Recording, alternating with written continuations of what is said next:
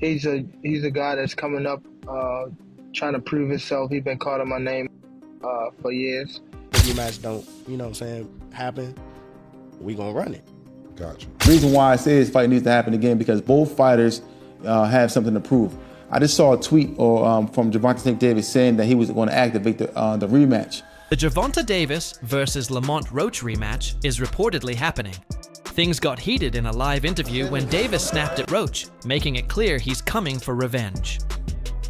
It's part of boxing, Tank said, brushing off the tension.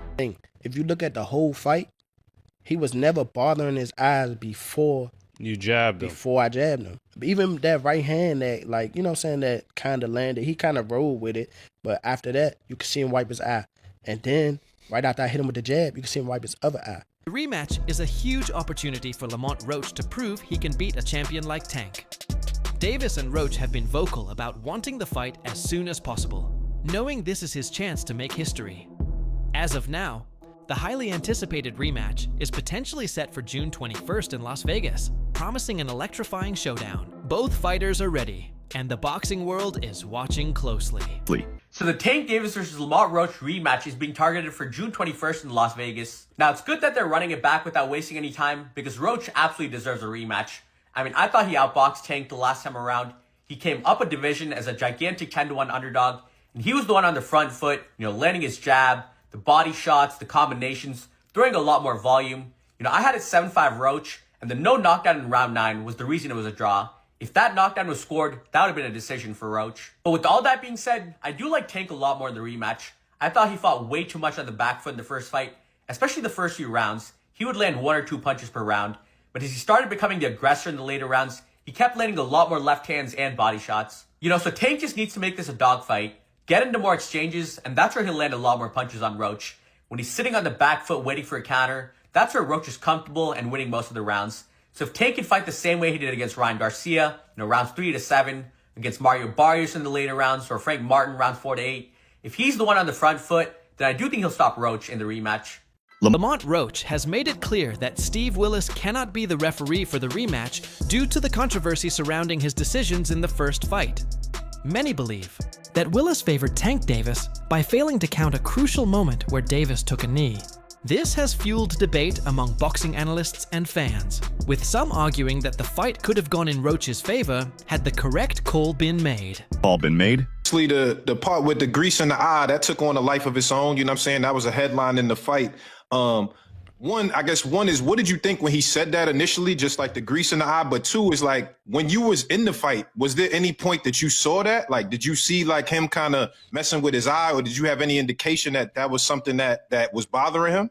No, see, and that's the thing. If you look at the whole fight, he was never bothering his eyes before you jabbed him. Before I jabbed him. Even that right hand that, that kind of landed, he kind of rolled with it.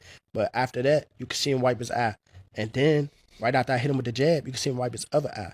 So it's like it was corresponding to which hand that I punched him with and exactly which eye. So it's like crazy for him to say it's grease in my eye. And I think even when he say that, you could see me, because I'm right beside him, you could see me like, nigga, what you talking about? So, right. But you say you don't think he willing though. Yeah, whatever. See, but who cares? Like, sweat gonna get in your eye, blood gonna get in your eye. Yeah, it don't matter. Spit fucking around and get in your eye. You know what I'm saying? But it's not like you can be like, all right, time out, ref. Hold on, ref. No you can't do that. Right. Would you be cool with Steve Willis doing the next fight? Hell no. He can't do the next fight. No, he can't do the next fight. Right. No. Pops, it's a no? Hell no. Yeah, fuck that nigga. Yeah. You know how many put Coach Ben on him, man. He lucky he ain't running Coach Ben after that fight. But look how many times he fight up though. Right. The knee, him going to the corner to get assistance, like who knows? Not saying that they did any cheating like that, but like he wiped his face with a towel. You can't do that. Right. You can't do none of that. Right. That's a disqualification. You turned your back on the ref after you took a knee.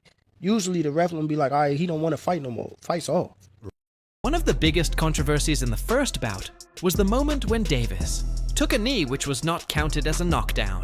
Many believe that this decision played a significant role in the fight's outcome. The incident has been widely discussed, with numerous analysts questioning why the referee failed to make the correct call. Roach and his camp believe that if the right decision had been made, it could have changed the result of the fight. The rematch between Lamont Roach and Gervonta Davis is expected to be one of the biggest boxing matches in recent times. Fans are eagerly waiting to see the true outcome of this rivalry and determine who the best fighter truly is.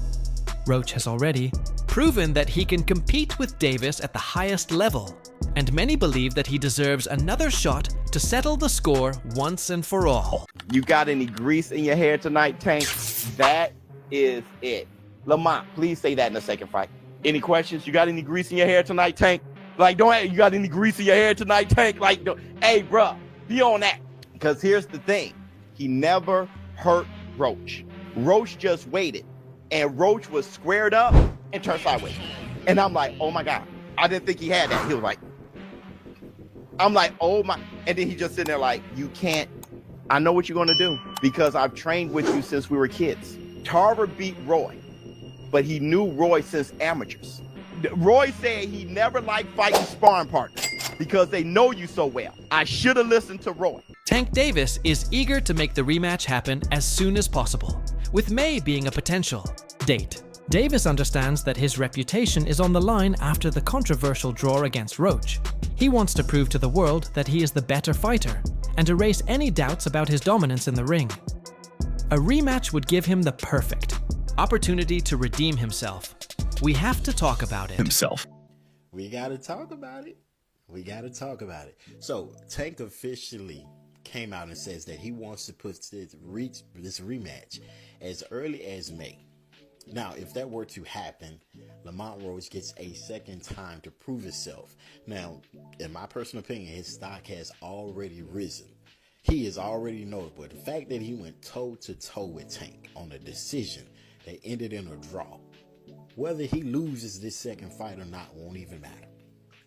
Because he's directly in line to go against the Keyshawn Davis, the Shakur Stevensons, and etc., the Devin Haney's, and etc. I can see him moving up and going against a Devin Haney or Ryan Garcia or somebody like that. So many people to fight.